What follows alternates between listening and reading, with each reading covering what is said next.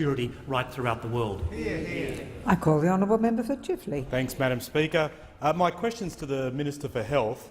Minister, the electorate of Chifley that I represent has the highest level of bulk billing for GP visits in the country. Yesterday, the minister said, at the moment, bulk billing rates are too high. So what bulk billing rate does the minister think is ideal, 50%, 40% or 30%? I call the honourable Minister for Health.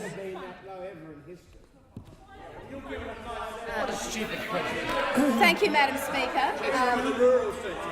It's a pleasure to take a question from my friend the member for Chifley. And just to make sure that there's no further confusion on the side of the Labor Party who is having trouble following, the co-payment that the Prime Minister announced yesterday is dead, and I repeat that the GP co-payment is dead.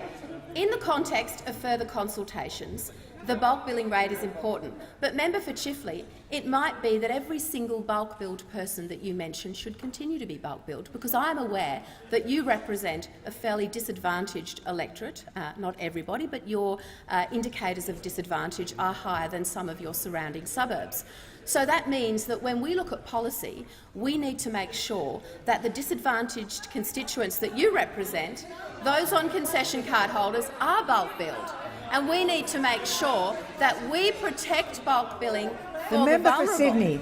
But we also need to make sure, and without picking on electorates or individuals, that those of us who represent areas where incomes are higher and capacity to pay is higher should make sure that policy reflects that those with the ability to pay a modest contribution towards their visits to the doctor continue to do that. McMahon will desist.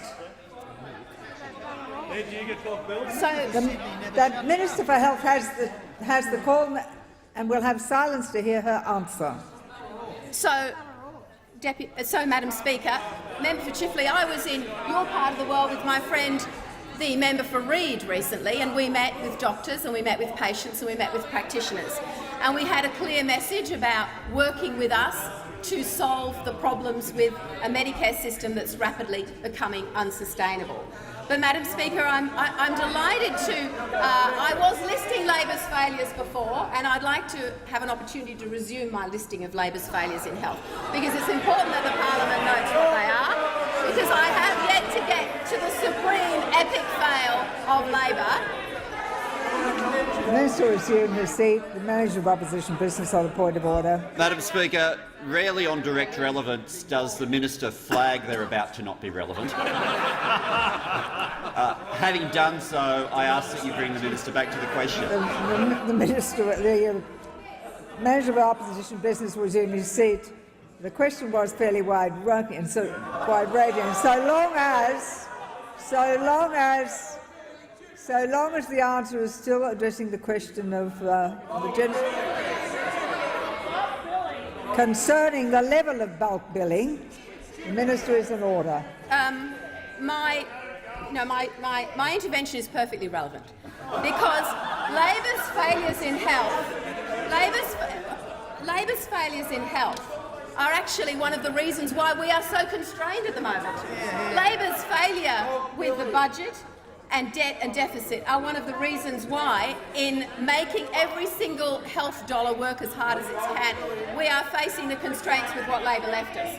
And one of the things Labor did, I was talking about the Preventative Health Agency that came up with the fat tax that talked about preventative health but actually didn't produce any real outcomes. To come back to bulk billing.